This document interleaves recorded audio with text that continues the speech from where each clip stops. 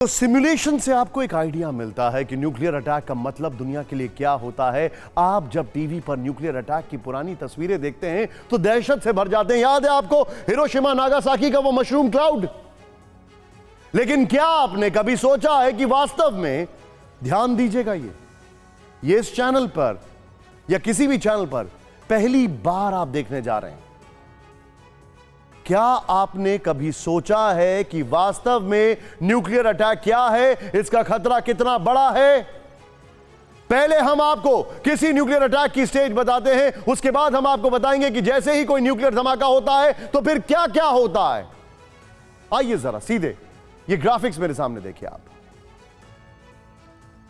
Stage देखिएगा। पहली stage में फायर बॉल, मशरूम क्लाउड जिसे कहते हैं। इसके बाद डायरेक्ट रेडिएशन होता है और रेडिएशन के बाद ब्लास्ट वेव्स फैलती हैं। ये सभी मछली किसानों को बेबी फिश सप्लाई करके महीने का 2 लाख कमा रहे हैं। आपको भी करना है ये बिजनेस? तो फ्रीडम ऐप को अभी डाउनलोड करें। शुरुआत के 24 घंटे में 10 लाख तक मौत हो सकती है। न्यूक्लियर ग्लोबल वॉर के हालात में अगर रूस और अमेरिका के बीच न्यूक्लियर वॉर छिड़ती है तो मौत का आंकड़ा 36 करोड़ तक जा सकता है। वो भी तब जब 4100 किलोटन न्यूक्लियर वॉरहेड का इस्तेमाल किया जाता है। सोचकर भी इंसान डर जाएगा। तो किसी न्यूक्लियर धमाके में क्या होता है, कैसे कोई न्यूक्लियर वेपन काम करता है, न्यूक्लियर एक्सप्लोजन की पूरी ABCD पहली बार इंडियन टेलीविजन पर आपके सामने। New York city emergency management department ने कुछ महीने पहले एक पब्लिक सर्विस अनाउंसमेंट किया। 90 सेकंड के इस वीडियो में न्यूक्लियर अटैक के दौरान बचने के लिए क्या करें, इसकी सलाह दी गई। कुछ सेफ्टी टिप्स बताए गए। अब सवाल ये है, क्या वीडियो में जो सावधानियां बताई गई वो न्यूक्लियर अटैक के वक्त जान बचा सकती हैं? ये तभी संभव है जब आप न्यूक्लियर अटैक के ब्लास्ट रेडियस से बाहर हों, क्योंकि अगर आप ब्लास्ट रेडियस के दायरे में हैं तो बच पाना मुश्किल ही नहीं, नामुमकिन है। कैसे और क्यों, ये आप तब जान सकेंगे जब आपको ये मालूम होगा कि जब न्यूक्लियर अटैक होता है तो असल में क्या होता है।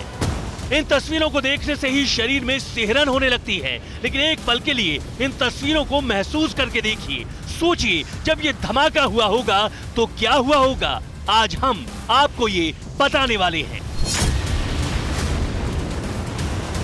जैसे ही न्यूक्लियर धमाका होता है, एटम एक फायरबॉल की शक्ल लेते हैं, जैसा हम हिरोशिमा नागासाकी में देख चुके हैं। किसी न्यूक्लियर धमाके का अगला चरण डायरेक्ट रेडिएशन है।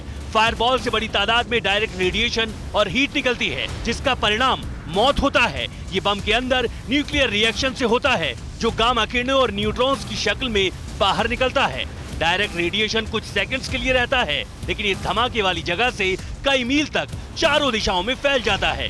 300 किलोटन न्यूक्लियर वेपन से होने वाले धमाके में डायरेक्ट रेडिएशन 2000 फीट के दायरे में फैल सकता है। 300 किलोटन न्यूक्लियर वेपन की थर्मल फ्लैश ग्राउंड जीरो से 13 किलोमीटर तक फर्स्ट डिग्री बर्न का कारण बन सकती है।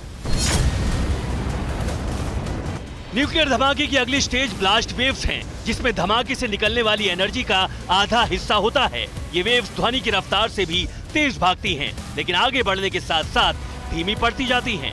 लेकिन इन वेव्स के रास्ते में जो आता है तबाह हो जाता है। किसी न्यूक्लियर धमाके से कितनी तबाही होगी, ये इस पर निर्भर करता है कि इसमें कौन से विस्फोटक का इस्तेमाल किया गया है।